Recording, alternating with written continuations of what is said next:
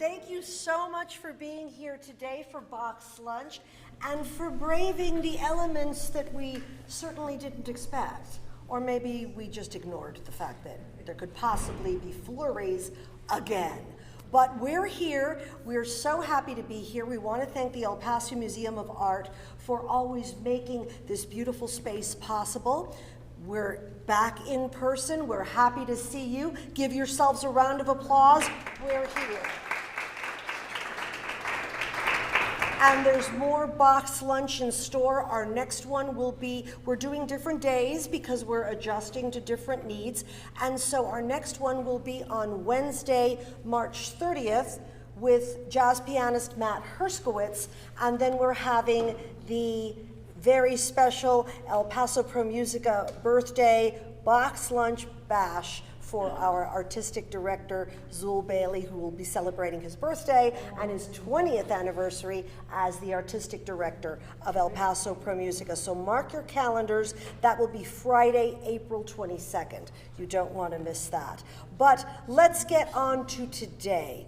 It is such a wonderful privilege to be able to introduce to you two incredible musicians, violinist Kurt Nikkanen and his wife, pianist Maria Asteriadou. Today, I hope you can come to the concert tonight at 7:30 at Fox Fine Arts Recital Hall, because this is going to be a sneak peek as to what you will be hearing tonight. And what they're going to do is bringing together connections of the incredible musicians of Argentina, of Spain, and of Italy. So they'll be explaining to you how it all comes together. The music is passionate, it's fulfilling, and so this is just a little snippet of what you'll see, and we hope you can join us at 7:30 tonight. So without further delay, thank you again for being here, Kurt and Maria.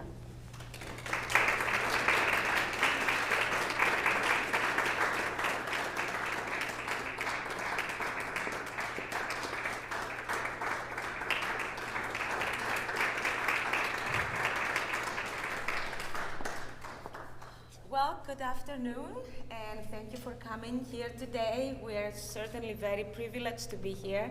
We have been here since Wednesday. We have had some wonderful time with the students at the university.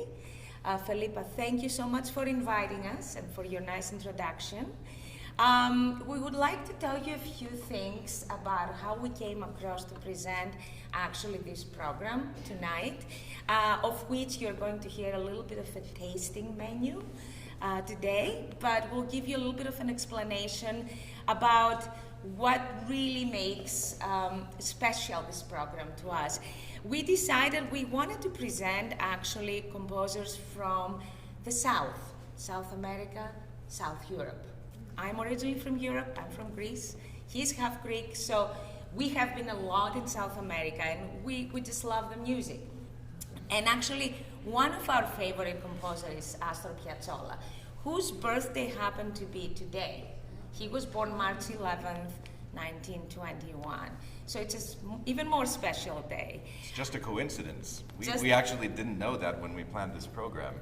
We didn't know that the program was going to fall on the 11th. That day, but so Piazzolla was a love of ours from the beginning, and was sort of our window into the world of tango. And being trained as largely classical musicians, and not particularly from an improvisatory type of tradition, we found that music just absolutely fascinating in its blend of rigor and precision and passion. So we started thinking along those lines, what kind of program could we build? We'd played Piazzolla for years, just kind of sticking it in the middle of a mixed program, but specifically, what kind of thematic overview could we take in building a program around Piazzolla? And then, of course, we went into some immigration aspects of how many people and composers came to Argentina and how can this connect with Southern Europe. Yes. Piazzolla's both parents were Italian. So the connection there with Italy is that he actually went to Italy and he studied in Paris as well, so he had a lot of the European kind of influence and taste in his work. And the other thing is that Argentina was a major country for musicians. For example, Ginastera, who is going to be presented in the program tonight, he was an Argentinian composer and also teacher of Piazzolla. Piazzolla studied quite extensively with Ginastera after Arthur Rubinstein's, the pianist, famous pianist, recommendation when Rubinstein was visiting Argentina. And he met Piazzolla as a young talented boy, and he said, you ought to study with Ginastera. So that's how the whole connection started building in our head. Okay, Ginastera. So Ginastera actually preferred his name to be pronounced not with the Spanish pronunciation Ginastera, but Ginastera with a G like George to reflect his Italian heritage. And again, he was a mix of Catalan from Spain and Italian.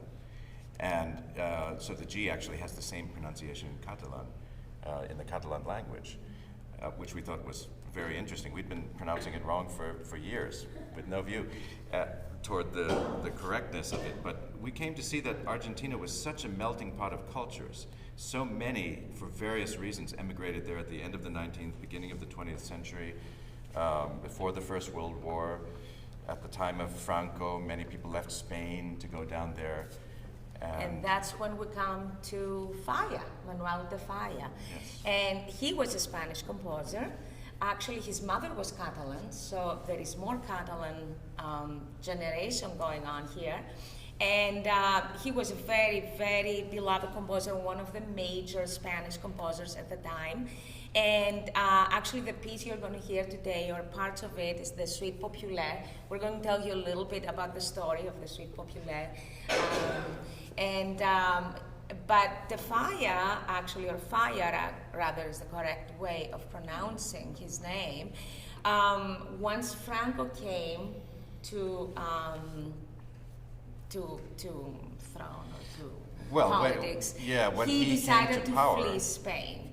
And he came to Argentina, even though Franco actually wanted Falla to stay in Spain, and he promised him a lot of concerts and everything, but Falla wouldn't go with his dictatorship.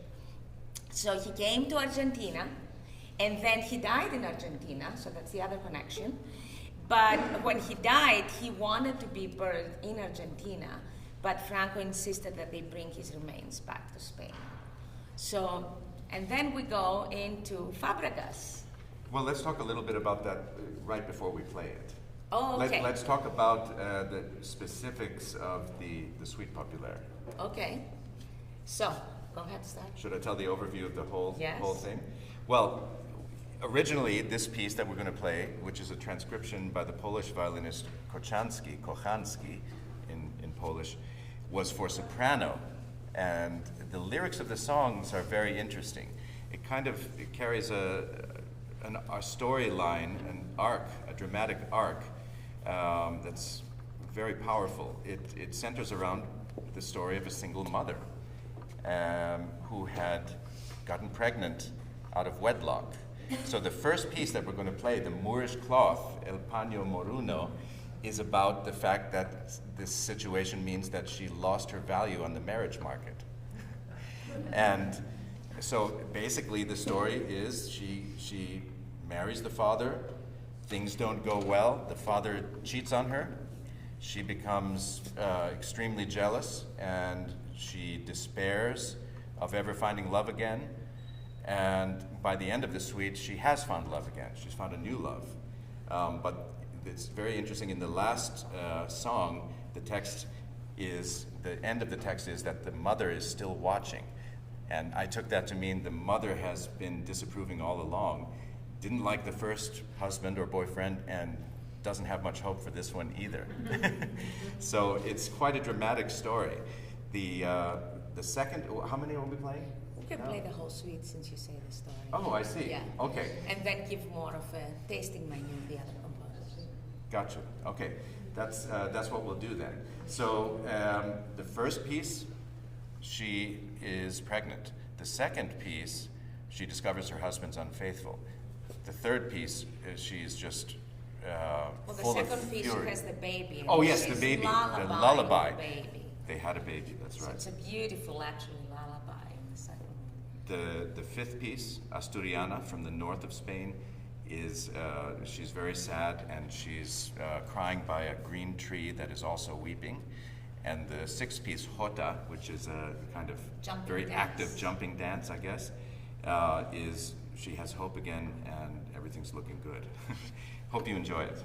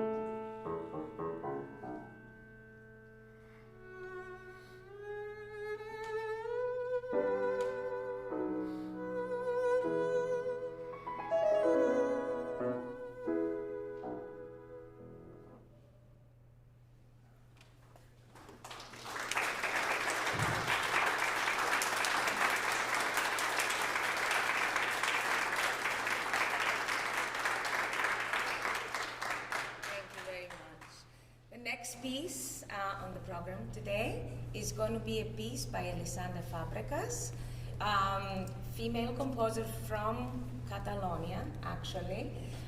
She is still alive. She's in her 60s. Fantastic composer and very accomplished pianist. She actually studied at Juilliard and as a piano major, and then went to composition.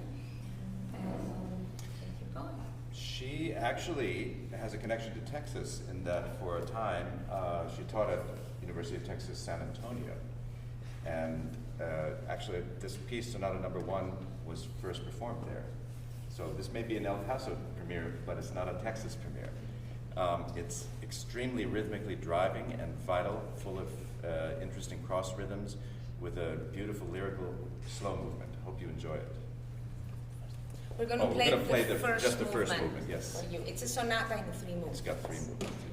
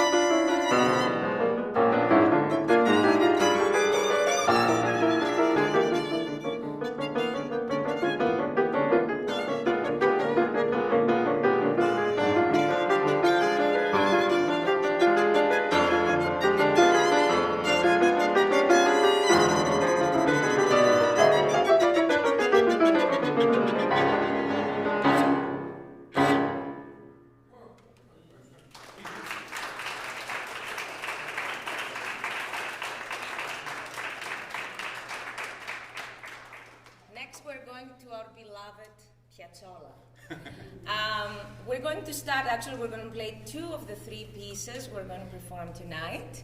Adios No Niño and Muerte del Angel. The Adios No Niño is a very special piece. He actually wrote it. He was on tour in Florida, and he got some sad news that his father died while he was very close to his father. And at that point, he decided, he went to a room, closed himself in, and wrote Adios No Niño in memory of his father. Adios No Niño is celebrating life rather than mourning death. It's a beautiful piece. It has a lot of excitement and then beautiful lament-like passages in the middle. Want to say something about La Muerte? Well, just in general, I think an ongoing theme in the work of Piazzolla, I mean, it's interesting because tango is considered like entertainment music primarily, and the difference with Piazzolla and how he differed from his predecessors is he infused it with a depth and complexity that had never been there before, part of which was from his European training and part of it was from his own personal experience. I think a lot of his works have to do with death and loss and impermanence, things like that. Maybe one interesting story, how he got started.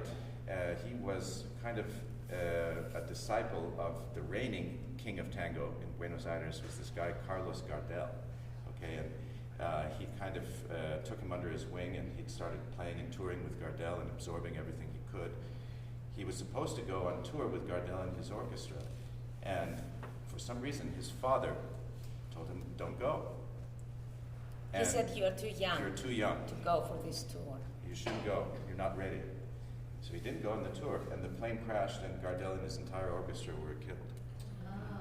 So good thing. So I'm sure he must have been thinking after that, this is why I'm here, to carry on this tradition. To carry on the tango. Exactly. Anyway, hope you like it.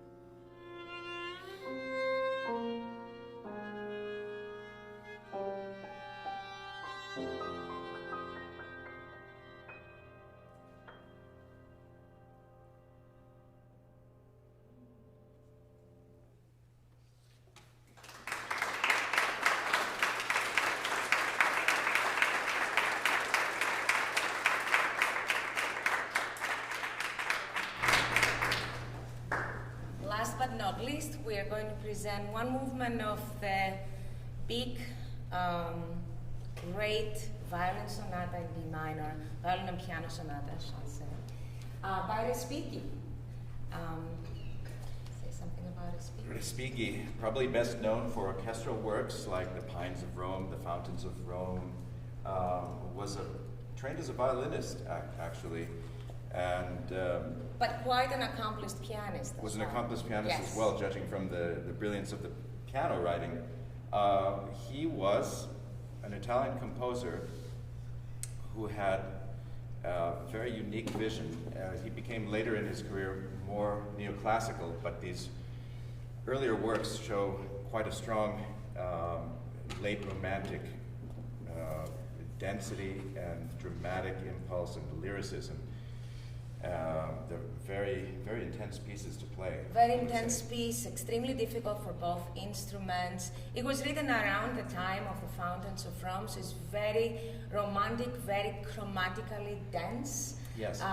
And rhythmically also challenging, but unbelievable lyricism. And something about it reminded us of the Piazzolla, I guess. Maybe it's the Italian connection, but there's certain elements of the spare writing at times, and then the density and driving rhythmic sections and so on that reminded us very much of a romantic Piazzolla.